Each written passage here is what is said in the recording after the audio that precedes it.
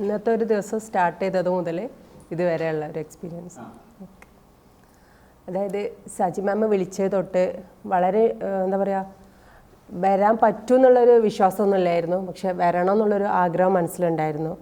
നമ്മൾ ഒരാളോട് സംസാരിക്കും, പക്ഷെ ഉള്ളിലൊരു പേടി ഉണ്ടാവും. സ്റ്റേജിന്മേൽ കയറും, സംസാരിക്കും, എന്നാലും ഉള്ളിലൊരു വിറയലുണ്ടാവും. ഒരു 10-12 കുട്ടിയൊക്കെ ട്രെയിനിങ് ഒക്കെ എടുത്തിട്ടുണ്ടെങ്കിൽ കൂടി, പക്ഷെ എന്നാലും നമ്മളെന്താണ് അതിലൊരു കോൺഫിഡൻ്റ് അല്ലായിരുന്നു. ഒരാത്മവിശ്വാസക്കുറവ് നമുക്കെല്ലാവർക്കും നമ്മുടെ ഉള്ളിലുണ്ടാവും. എനിക്കും ഉണ്ടായിരുന്നു.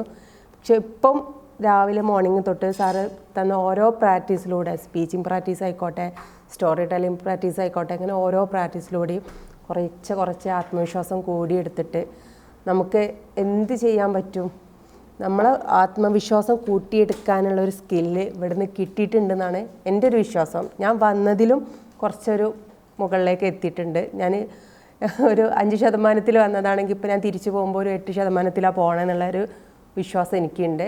അതുകൊണ്ട് തന്നെ ഇനിയും ഇതുപോലത്തെ പ്രോഗ്രാം വെക്കുമ്പോൾ നമ്മൾ കൂടുതൽ അറിവ് കിട്ടുകയാണല്ലോ. നമുക്ക് എന്താ പറയുക, നമുക്ക് എല്ലാം അറിയാമെന്നുള്ളൊരു തോട്ടാവും നമുക്ക് ഉണ്ടാവുക. പക്ഷെ നമുക്കൊന്നും അറിയില്ല. ഇതിൽ നിന്ന് നമുക്ക് ഒരുപാട് പഠിക്കാണ്ട്.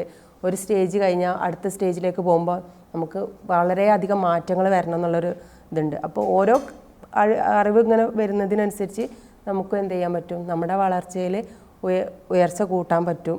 നമുക്ക് എങ്ങനെ സ്പീക്ക് ചെയ്യാൻ പറ്റും, എങ്ങനെ ഓഡിയൻസിനെ കയ്യിലെടുക്കാൻ പറ്റും, എങ്ങനെ നമുക്ക് ആത്മവിശ്വാസത്തോടെ സംസാരിക്കാൻ പറ്റും, എങ്ങനെ അവിടെ അറ്റൻഷൻ പിടിച്ചെടുക്കാൻ പറ്റും, ഇങ്ങനെയുള്ള എല്ലാ കാര്യങ്ങളും A to Z വരെയുള്ള കാര്യങ്ങൾ സാറിപ്പം ഒന്ന് പറഞ്ഞു തന്ന് കുറച്ച് ടൈമിലാണെങ്കിലും ഒരുപാട് അറിവുകളോടാണ് തിരിച്ചു പോകുന്നത്. അതുകൊണ്ട് തന്നെ ഒരുപാട് സന്തോഷമുണ്ട്. വളരെ നല്ലൊരു എക്സ്പീരിയൻസ് ആയിരുന്നു ഇന്ന് വന്നത് മുതൽ ഈ ഒരു നിമിഷം വരെ. നല്ല ക്ലാസ്സുകളാണ്, നല്ല എക്സ്പീരിയൻസ് ആണ്.